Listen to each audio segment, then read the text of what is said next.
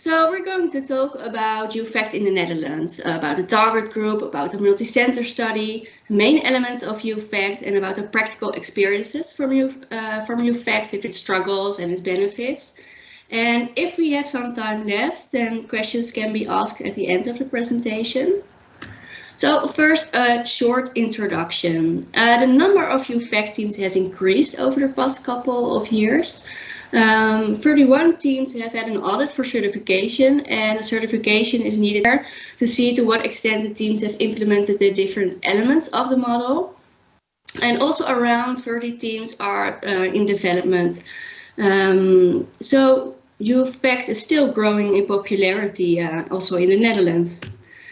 And UFACT focuses on symptomatic, social and personal recovery. So these are three very important elements. This suggests breaking with social isolations to stimulate age-related developmental tasks and to improve participation in the community. So that the children and adolescents are going to school, that they have a job, have more contact with their friends and with family members. And another focus is that they learn how they can cope with stress or mental health issues. So it's not the focus that the mental health issues will disappear completely. That's not possible and that's not a focus, but that they know how to cope with them. And another focus is that they develop future goals, that they have plans and that they know their own qualities and how they can use their own personal strength, and that they have a feeling that they can take charge of their own life. So the empowerment is also an important one. And in general, UFACT is meant for children and adolescents up to 24 years of age who are diagnosed with a mental health disorder or who display symptoms of signs of mental illness, who experience difficulties in multiple areas of daily life. So in addition to the psychiatric difficulties, they experience problems with going to school, with keeping a job, in their family, with substance abuse, with housing situation. And their office-based treatment, the regular office-based treatment is often not suitable because of different reasons. For example, for trust issues or difficulty to arrange appointments. And often there's an imbalance between the coping capabilities of the parents and the care needs. This was a short introduction, and I now want to talk about our multi-center study. So why did we start this multi-center study? From everyday practice, we hear a lot of positive stories about UFACT. And with its specific elements, the UFACT model seems to fit well for those young people with the interrelated psychiatric and social difficulties who are difficult to engage in regular outpatient treatment. So to gain more insight into the target group, into the model and the effectiveness of the model, we've started this project. GGZ Brabant, that's a mental health care organization in the south of the Netherlands, started this together with those 6 other mental health care organizations and with the Tilburg University, and in total 16 teams participate. And first we want to know to gain more insight into the target group. And second, we want to know if those psychiatric and social outcomes improve over the course of UFACT care. So do adolescents feel less depressed? Are they going to school? Do they have a job? And we also want to know if there's an association between elements of UFACT model fidelity of the teams and treatment outcomes. So do teams that comply more with the model, with higher model fidelity, show other probably better results than teams that comply less with the model? And more important, what are the important elements? So for example, the composition of the teams, of their shared caseloads, or the frequency of the visits. And we also want to know what type of treatment was actually provided to those young people. So was a job coach involved? Did they get medical treatment? Was a peer support worker involved? Or what kind of psychological interventions did they get? So that's what we also want to examine. And in order to answer these research questions, We asked adolescents who just entered one of those 16 UFAC teams to attend the study in the age of 12 to 24.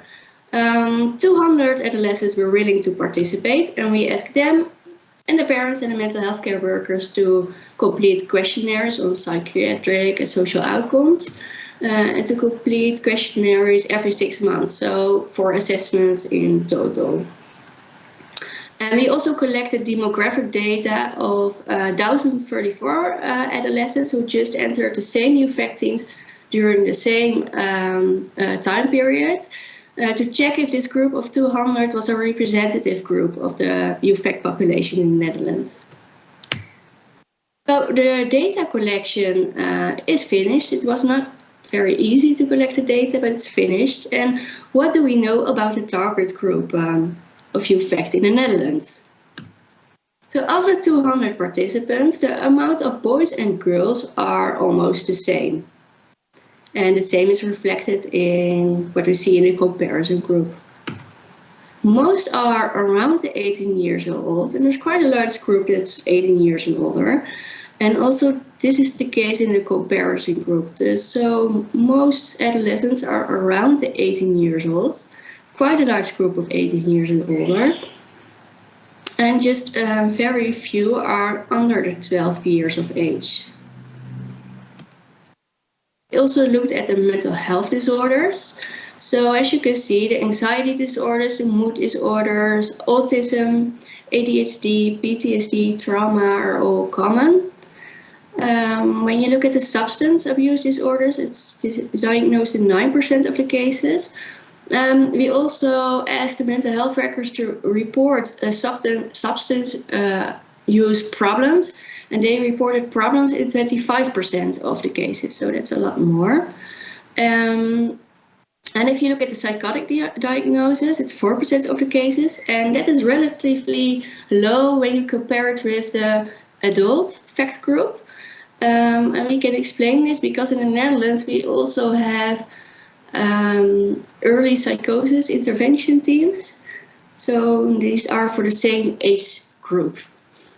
And we conducted a latent class analysis on these data, the baseline data, to check if there are distinct subgroups. And we could see distinct subgroups with the more internalizing problems, a group with externalizing problems, and a group with substance use problems.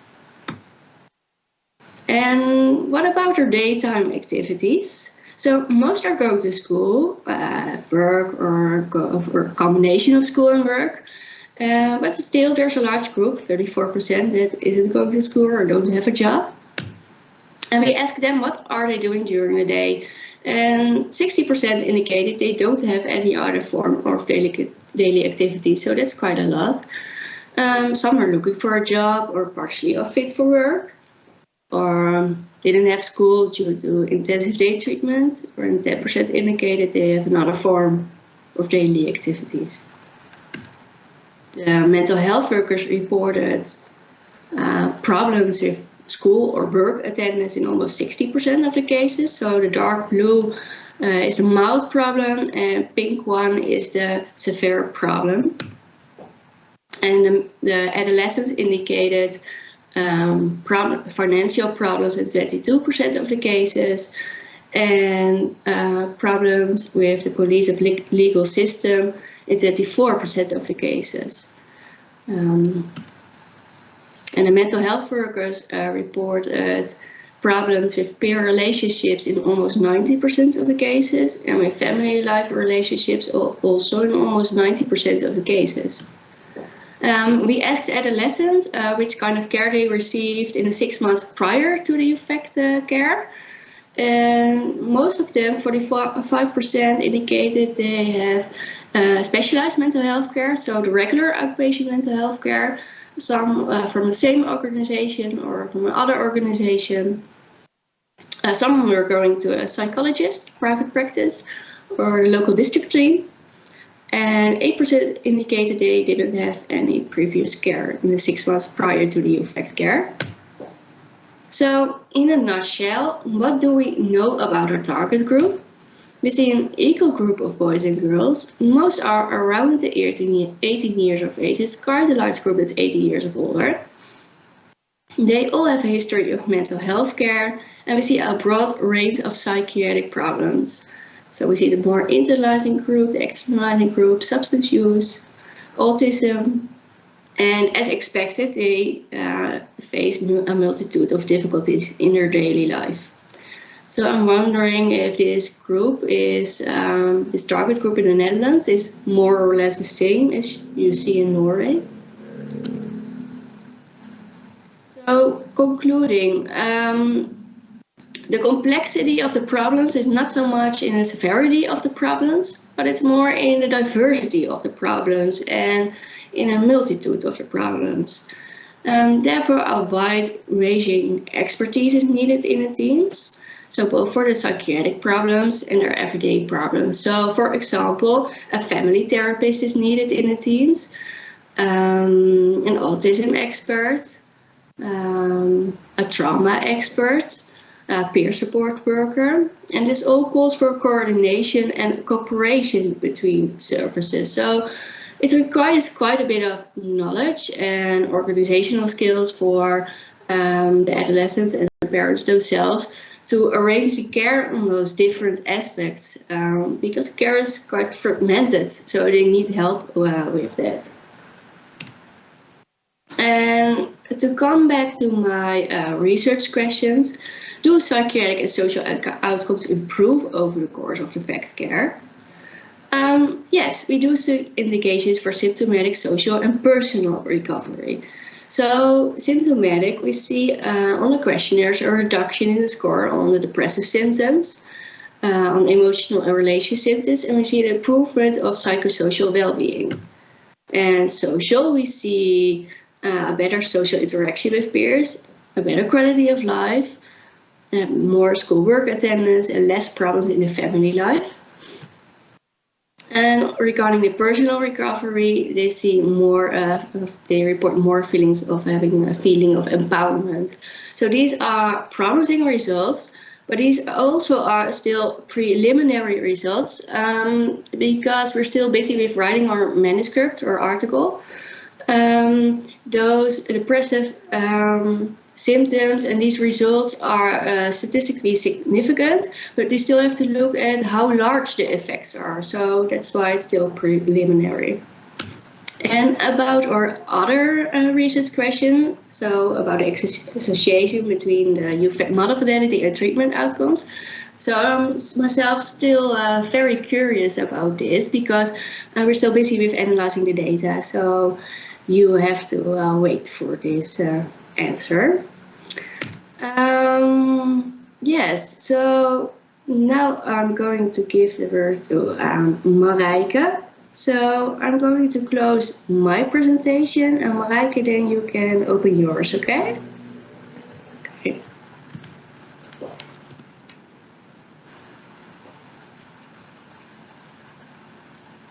Let's see if this all goes smoothly. Yeah, perfect. Yeah. I always like hearing about the results so far from Mariike's research, especially because when you hear things work, it is really nice because as you saw, there are a lot of problems, a lot of challenges. So it is a really nice work to work in a youth fact, but it also asked a lot of you. So it is always nice to hear that it really has an effect and that the research reflects what we see in daily life and daily work with this group of youngsters and their families. What we understood is that you all know or are going to hear from other elements of this day about what are the elements of fact. But just to make a short roundup of that, there's also always a multidisciplinary team, and the shared caseload is very important. It's a big difference in working in normal mental health care or in youth fact. You're not only doing the treatment, you're also doing the support part and you're doing the diagnostics. Assertive, of course, at outreach. In this Corona times, it's a bit less outreach or face-to-face, but from the beginning of the Corona time, the FACT teams always went out when it was necessary. So we always kept this part in our daily work. The FACT team, different from the ACT team, is that you kind of scale up and scale down in what is necessary. And you have a big collaboration with other organizations. This is for adult FACT as well as for youth FACT.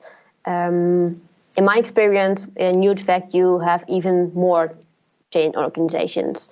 Because there are always different organizations involved with kids and worried about kids and youngsters. Staging of care, I'm going to talk a bit more about that later on, but it's a really important factor. We always say, like, you have to go with the tempo of the client and the family. You can't go with your own tempo, because then you have a mismatch and you won't get where you want to go. What is an important addition in the youth FACT is really that systemic approach. You always have someone of the family you also have to work with. Sometimes youngsters still live at home, so you have the parents. Sometimes they live with family, or they live in a healthcare institution. But even then, there always are parents, so they are an element. And sometimes, for example, grandparents are very connected to the family, and they have an important role. And then you also work with them. So you really have to see who is involved with the kid, with the youngster, and who is important and who can play a role. Sometimes they are very logic, and sometimes you really have to ask, and you have kind of surprise people. It's like, okay, you play a very important role. Well, let's talk to you. It can be a neighbor, for example. And of course, age-related developmental tasks, there is a lot going on. As Marieke said, mostly around 18 years of age. There are a lot of changes in your life. You're working on your identity, you're working on individualizing from your family. You're looking into the future, what do I want to do later on? So there's a lot going on. Also, your body is changing, and therefore it's also that healthcare, not only the mental healthcare, but the healthcare is also an important element here. So what we did is as Marieke said, there's a fidelity scale, and we updated this.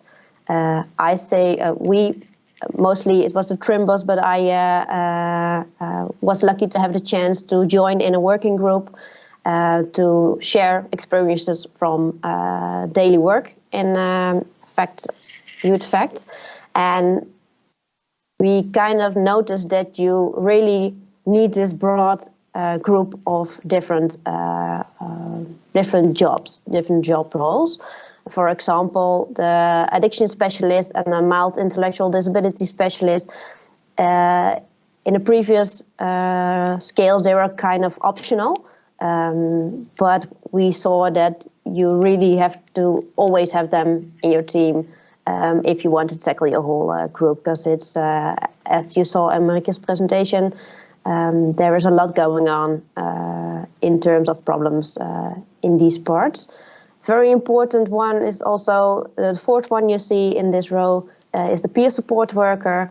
In my opinion, very elemental in working with youth FACT, especially in the beginning. If you want to get in contact, I as a psychologist might be the eighth person in row, and the youngster may feel like, okay, what are you going to do different than all the psychologists I saw before?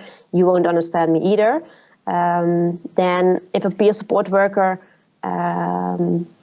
will get in contact with a youngster, it might be that the youngster feels like, okay, but you've been there yourself, you know what I'm talking about, so I do want to talk to you. So it might be that there is an opening for the peer support worker and not yet for me, and then the peer support worker can introduce me. So that's an important thing to look. How do you start? Who does start? And how do you kind of fit in other people that are needed? The numbers you see here, these are like ideal. This is what you really want. But in practical life, it is not always, for example, because of money, it's not always possible to have all these people in this amounts. But my recommendation will be go for it as far as you can get. Like I said before, many chain organizations, these are just a few. These are, of course, Dutch organizations. For example, the Save at Home you see at the left side. That is an organization which you can contact or have to contact when there is unsafety in the home. Whether that is from unsafety from parents to kids, or parents have unsafety under themselves, like or there is neglect, or there are financial problems which really affect. So when there's unsafety, we call Save at Home. So I think in the Norwegian regions there might also be such an organization. This again reflects what Marieke said. It takes a lot of coordination. The people working in youth fact teams are sometimes like mini managers, so you also have to really like that part if you are going to work in a youth fact team. I already said a bit about experiences, and I think that's partially because I'm very enthusiastic about it, so I really like to share. Like I said, you can talk a day or 2 days or more about this, but we just lifted some elements from this we want to share with you. Question I almost always get when I talk about youth fact is, how does your day look? And my first answer is always not as my agenda looks when I start in the morning. There are always surprises, sometimes really nice surprises, that a youngster calls you and says like, okay, I talked to my mom again, or I got a diploma for my school. But it can also be less nice surprises, that someone calls you like, I really need you now because things are going bad, or last night I felt so bad that I got back to using drugs, or can be anything. But one thing that is always as it was planned is that you start with a digital board meeting. So that's the meeting when the whole team meets up, and we say it's like holy. You have to be there. There are some exceptions. If there is a crisis situation, someone has to go, of course. But other than that, everyone is present, because that's really the part when you start, when you meet, when you see what is going on, not only with the clients, but also in the team. Are there important things from team members to share, and who is going to do what today, and also who's available, who has time in his or her agenda when something like crisis situation comes up, who can I call? Then there are always scheduled and not scheduled parts. I think a good thing is that you also schedule, because when a client is ready for the part that you really get into treatment, it is good to have things scheduled, because they have a rhythm and they know what to expect. And when a lot is going on in your life, having all kinds of rhythm is very good. So this is also an important part. There are always a lot of new clients, or possible new clients. So intake, advice, networking is also an important part of your day. And then home visits. We had a rural region to work with, so the home visits in our region were by car. Mostly, if you have a team that worked in a city, then it will possibly be that you go on a bicycle. At least in the Netherlands, we tend to go on a bicycle. So that's an important part, but there are also some clients who do come to the office. For example, trauma treatment. We do not want to do that in the safe haven. For example, the house where they live in. So that's a part that we always did on the office. Or if the office doesn't feel safe, at another quiet, like neutral place. As I said, there can be some crisis situation. We would like to prevent them. If not, we handle them. And there's a lot of communication, coordination, communication, and also in the client files. So you really have to keep them updated, because if my colleague goes to visit a family tomorrow, he or she has to know what I talked to them about today, what's going on. So you really have to keep that updated.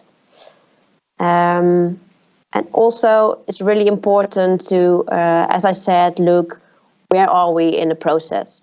Because when you start, it might be that a youngster is like, I don't want you here. What the hell are you doing here? So you kind of sometimes face the first challenge at the beginning. Might also be that they are like, finally there is someone coming, we've waited for so long. Then you have a whole different situation. But it is always important to see, how do I really get contact? And how do I, because there is always a problem going on, otherwise they won't come to us. But you always have to see like the full person and not only the problem. And to do that, you also have to bring in yourself as a person. So it asks more of you as a healthcare worker to show yourself as a person than maybe in like normal mental health care. If you have contact, then you really need to take time to really, because there, for example, when there is some mistrust, you really have to take time to really sustain the contact before you go on to treatment. Very important to look at what is not going well, but also what is going well and which strengths are there. Like Marieke said, empowerment is a very important thing from the beginning on. So what do you want? What are your goals? Where are we working on? And it might be that we, for example, say like, okay, in my opinion, we really need trauma treatment, family therapy. I think diagnostics are important, but it might be that youngsters are saying, I don't want that, but what I do want is to start again at school. I want to know which education I'm going to choose. So then that's where you start. Then you're going to do all kind of things like here, and sometimes you really go sporting with the youngster when that's important. Important thing also is the patience and the time you take in the beginning. You have to also take that time at the end, because it is, for most of the families, it is a lot to open up to you and to really work together with you.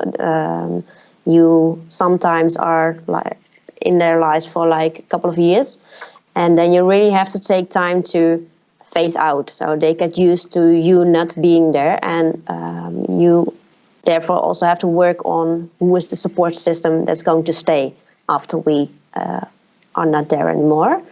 And then, of course, saying goodbye. Sometimes you make it like a small feast with some cakes or whatever. And sometimes it needs to be more formal. So that's also looking at what does this family need, and what do they need to do it by themselves. So you give this last empowerment boost in saying goodbye part. Important, I don't know, I can see the time, so someone has to say me if I tend to take too long. Like that, it's important not only to take care of the clients, but also to take really good care of your team. You have a lot of different families to work with, a lot of different problems, like Marieke said. So it is very important to have diversity in your team and to really appreciate diversity. So sometimes we tend, when we hire people that are like, you do look like me, you think like me, so you fit in the team. In fact, your team, you really have to have different perspectives and different kind of people, and you really want to have discussions and see things differently. So it's a very important part. You have to have the ability to be non-judgmental, at least out loud. And you really have to be committed to work with the target population. It can be really fun. It can be giving you a headache. It is not the most easiest population to work with, but it is. Yeah, you can do a lot of beautiful things, but you really have to choose for that. You have to have the ability to appreciate small steps, have patience. See beautiful and positive things, even when everyone puts out the negative things in your face.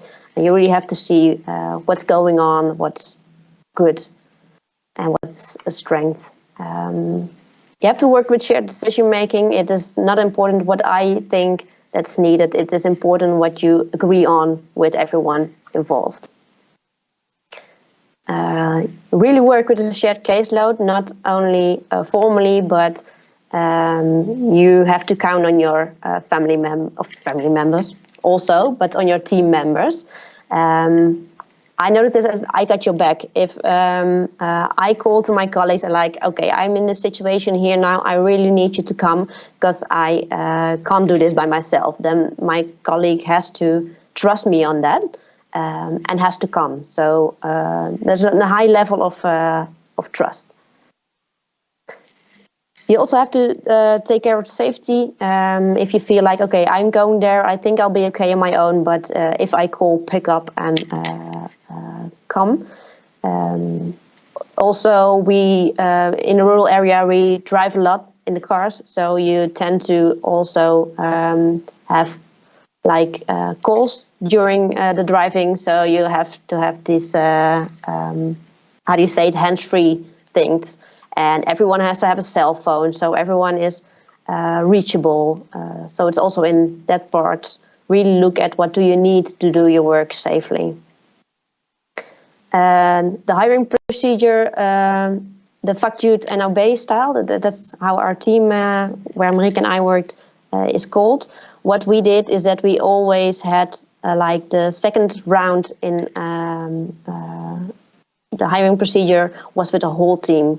So if you wanted to come work with us, you are meeting the whole team. You are in an anonymous version, joining the digital board meeting, and we were in there with like 15 people.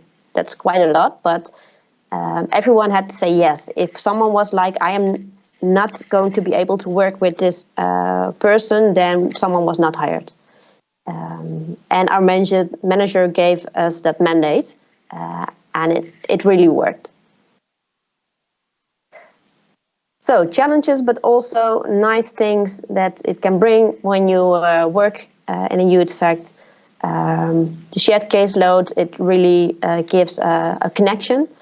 And you can do what you see that is needed, so you can give your creativity a lot of room, and you can think out of the box.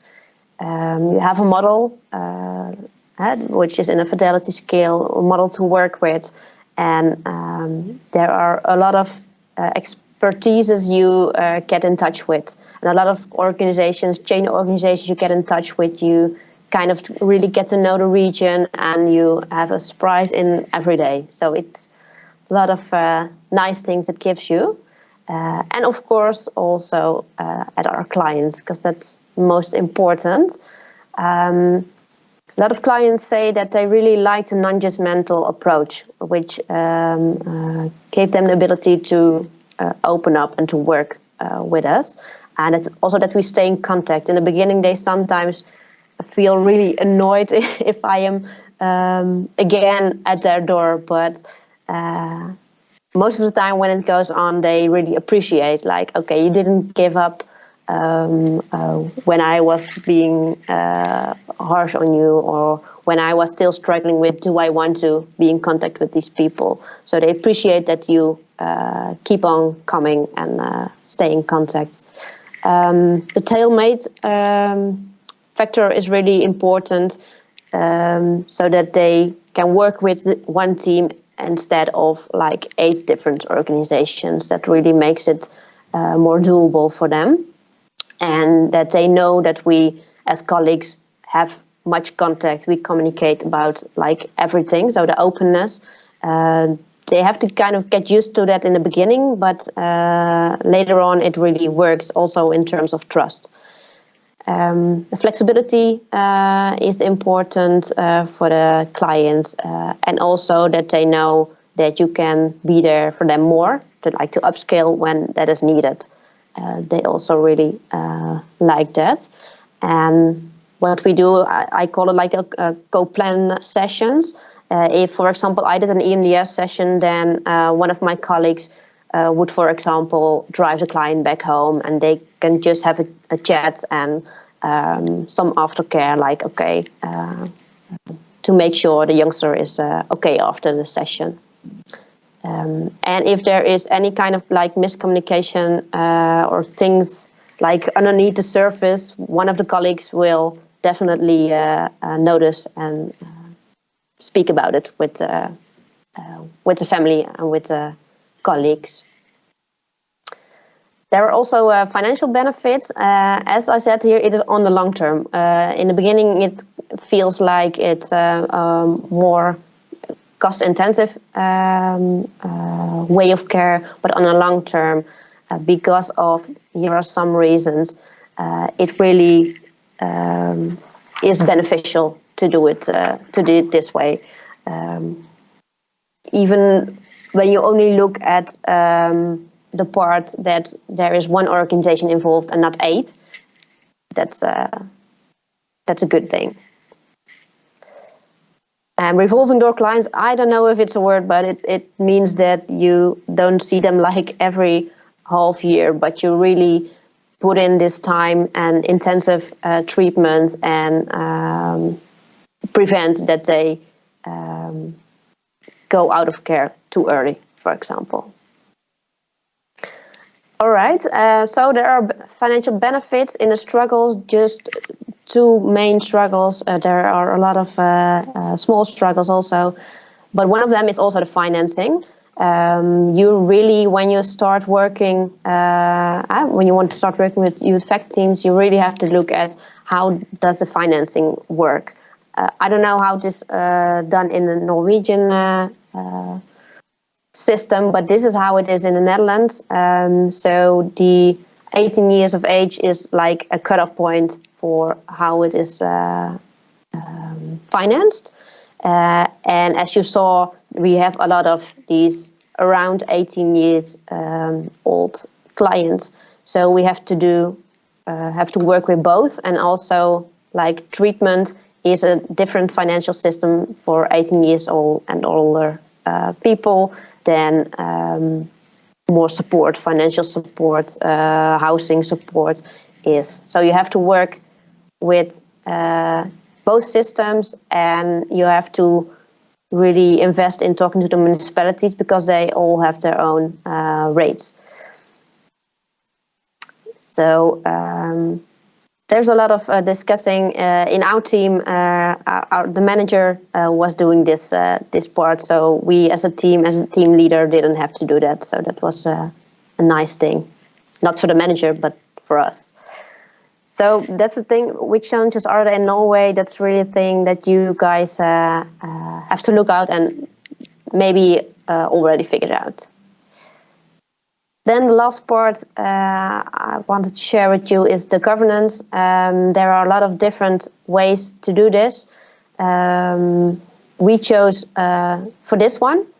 So one organization, that was the GGZ Oost-Brabant, and we had all these secondments from the different organization. They had secondments, and those people worked for us. And most of the team members only worked in the youth fact team. So you really get into this kind of working, this shared caseload. Another team in our organization did it like this. They also had one organization with the secondments in it, but the team members also worked in like the regular care. What we saw is that it asks a lot of switching. Okay, today I'm going to work in a youth fact way. Today I working from the office and have a different like mode you have to work in. So that was kind of a challenge, and you like the availability of your team members, like I got your back, I can be there. It is more difficult when they also have another own caseload outside of the youth fact team. You also have, as you call it, the multi-manager model, different organizations working together and form one team. As you see, that can, like this is the youth fact team, it can be very difficult if all these organizations and all these managers have their influence. Some people tackled it like, okay, we're going to do it with multiple organizations, but one manager is central. So he or she decides and talks to the team and to all the organizations. But then again, you always have all these people. So it's for the manager, it's better for the team, but for the manager, it's can be difficult. And this is one thing that I heard that people are talking about. I don't know if it's yet in business, but it's a possibility that you kind of have this separate foundation and work from there.